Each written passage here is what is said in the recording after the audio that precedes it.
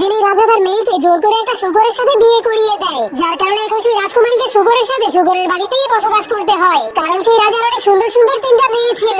এরপর একদিন যখন রাজা নিজেই বাজারে যাওয়ার জন্য প্রস্তুতি নিচ্ছিল, তখন সে তার মেয়েগুলোকে জিজ্ঞেস করে, বলো আজকে তোমরা কি উপহার চাও? তখন সব থেকে বড় মেয়েটা বলে, আমি সোনার ড্রেস চাই। আর মেজো মেয়েটা বলে, আমি রূপার ড্রেস চাই। কিন্তু সব থেকে ছোট মেয়েটা বলে, আমি এসব কিছুই চাই না, আমি শুধু চাই একটা কথা বলতে পারা আঙ্গুর এবং একটা জীবন্ত আপেল। কিন্তু এই জিনিসগুলো বাজারে পাওয়া অসম্ভব ছিল। কিন্তু রাজা তার ছোট্ট মেয়েটাকে সব থেকে বেশি ভালোবাসতো, এই জন্য সে তাকে বলে, আমি তোমার জন্য এসব খুঁজে আনার চেষ্টা করবো। এরপর রাজা বাজারে গিয়ে তার বড় এবং মেজো মেয়ের জন্য সোনা এবং রূপার ড্রেস কিনে নেয়। কিন্তু যখন ছোট মেয়েটার আবদার করে জিনিসগুলোকে কিনতে যায়, তখন সে সব দোকানে খোঁজার পরেও সেই আজব জিনিসগুলোকে খুঁজে পায় না। এই জন্য রাজা অনেক মন খারাপ করে ভাবতে শুরু করে, সে তার সব থেকে প্রিয় রাজকুমারীর আবদারটা পূরণ করতে পারলো না। কিন্তু তখনই হঠাৎ করে তার ঘোড়ার গাড়ির চাকাটা অনেক গভীর একটা গর্তের মধ্যে আটকে যায়। ঠিক তখনই এই খবরটা আশেপাশের গ্রামে পৌঁছে গেলে গ্রামের মানুষেরা রাজাকে সাহায্য করার জন্য চলে আসে। কিন্তু সবাই অনেক চেষ্টা করার পরেও সেই গাড়িটাকে উঠাতে পারেনি। কিন্তু তখন সেখানে একটা সাদা শুকর এসে রাজাকে বলে, আমি আপনাকে সাহায্য করতে পারবো, কিন্তু এর পরিবর্তে আপনার সব থেকে ছোট রাজকুমারীকে আমার সাথে বিয়ে দিতে হবে। তখন রাজা কোনো কিছু না ভেবেই তার কথায় রাজি হয়ে তাকে ওয়াদা করে দেয়। তখন শুকরটা তার লম্বা নাকের সাহায্যে ঘোড়ার গাড়ির চাকাটাকে একটা ধাক্কা মারলে চাকাটা গর্ত থেকে বের হয়ে যায়।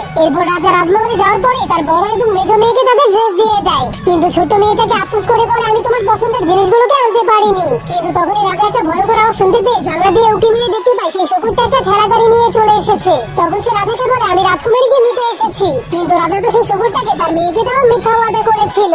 এই জন্য সে চালাকি করে একজন চাকরানিকে রাজকুমারীর কাপড় পরিয়ে শুকরের কাছে পাঠিয়ে দেয়। কিন্তু শুকরটা অনেক চালাক ছিল, সে ওই মহিলাকে দেখেই বুঝে ফেলেছিল এটা আসল রাজকুমারী না। এরপর যখন সেই ছোট রাজকুমারী তার বাবার দেওয়া ওয়াদার কথা জানতে পারে, তখন সে গলা ফাটিয়ে কান্না শুরু করে দেয়। তখন রাজা নিরুপায় হয়ে আরেকটা বুদ্ধি খাটায়। তখন সে ছোট রাজকুমারীকে পুরনো এবং ছেঁড়া ফাটা কাপড় পরিয়ে সেই শুকরের কাছে পাঠিয়ে দেয়, যাতে করে শুকরটা তার খারাপ অবস্থা দেখে তাকে বিয়ে করতে রাজি না হয়। কিন্তু শুকরটা আসল রাজকুমারীকে দেখার পর অনেক খুশি হয়ে নাচতে শুরু করে দেয়। এরপর তাকে জলদি করে ঠেলা গাড়িতে বসিয়ে তার বাড়িতে নিয়ে যেতে শুরু করে। আর রাস্তা দিয়ে যাওয়ার সময় বলতে থাকে, আমি তোমাকে সারা জীবন অনেক খুশি রাখবো। কিন্তু রাজকুমারী শুধু কান্নাই করছিল।